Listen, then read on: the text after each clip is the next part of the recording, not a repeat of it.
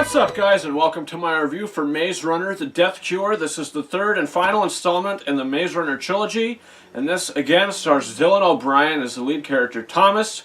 And now we are here. We're at the finale, and if you guys can remember, the last Maze Runner movie, the second one, came out in 2015, I believe.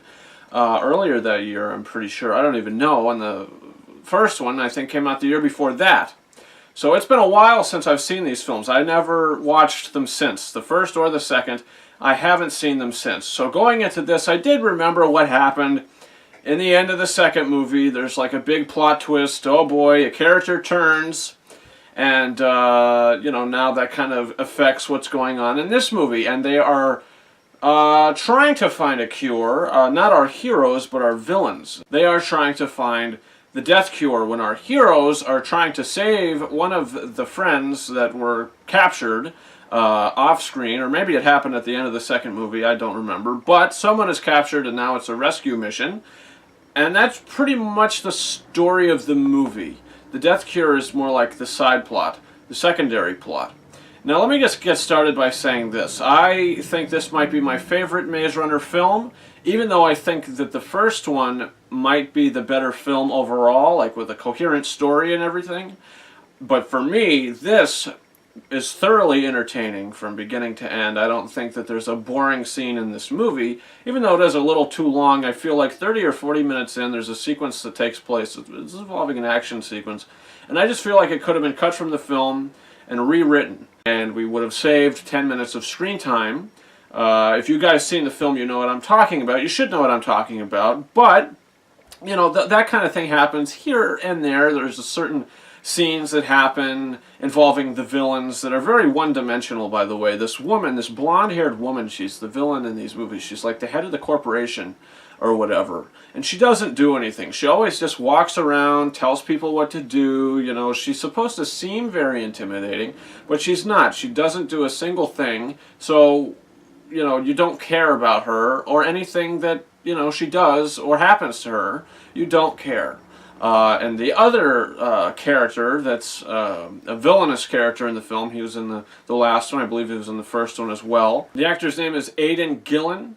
He plays this character. He's always got his collar up on his coat, it seems, and he's always trying to kill Thomas. He's the bad guy, and he's very one-dimensional. Every time we see him, he's going to try to shoot him. He's going to try to kill our heroes. There's really nothing to him. He's a very one-dimensional character. I may just run around and try to shoot you. You don't care about the circumstance. You don't care about the situation, really. At least I didn't. But I was so entertained by it, I didn't really care. I think the good definitely outweighs the bad for this film. Now, Kaya Scodelario is in this film as well. She was last seen in Pirates of the Caribbean, Dead Men Tell No Tales. And her character, she makes a choice at the end of the second film that affects her choices in this film. And I feel like the character, at least the first couple scenes of her in this movie, she's written like a robot. I feel like she has no emotion. And when they try to write her emotion, they write the character emotion. The next scene, she's flip-flopping, she's doing all these things, and we don't really care about her character, at least I didn't, because she's not a coherent character. You don't get inside of her head. She thinks what she's doing is right, but then the next scene, she's doing something else that totally, goes behind everything that she was doing, and her motivations aren't very clear. She's a very jumbled character.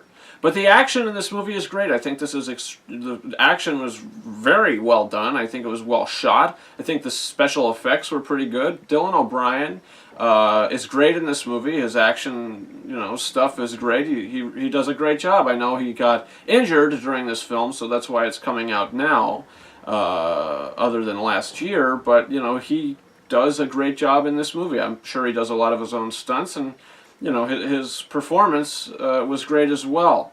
There's also a character in this movie that's in the previous films. His name is Newt. And, the things that happened with his character we're supposed to care. But for me, I didn't because, the film just doesn't allow you to. You watch it and something happens and you're supposed to get emotional response from it. For me, I didn't. But in the end of the day, I think the movie had a good score. I think it had good visual effects. I think the acting was well enough. I think the action was great. And I think the direction was pretty good as well. It's just the screenplay could have been a little better, I think, and the movie could have just been a little shorter. And I'm going to give Maze Runner: The Death Cure 4 out of 5 stars. This might be the highest rating I've given a Maze Runner film. But like I said, I do think maybe the first one is a better film overall, even though I think I might have given that a 3.5. I can't entirely remember. That was years ago. But as of right now, I'm going to say that, this movie I left and I was like, wow, that was a really entertaining film. And I did really enjoy it. Like I said, the good really outweighs the bad. So guys, comment, do you plan on seeing Maze Runner: The Death Cure? Did you see it already? What do you think of the series? Did you read the books? What do you think about those? You could subscribe to this channel for reviews coming in the future.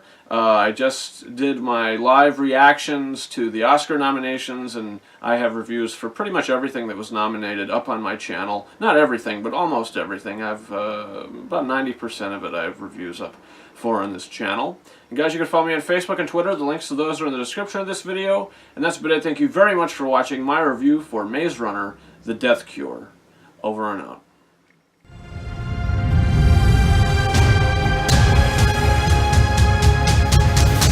Please tell me.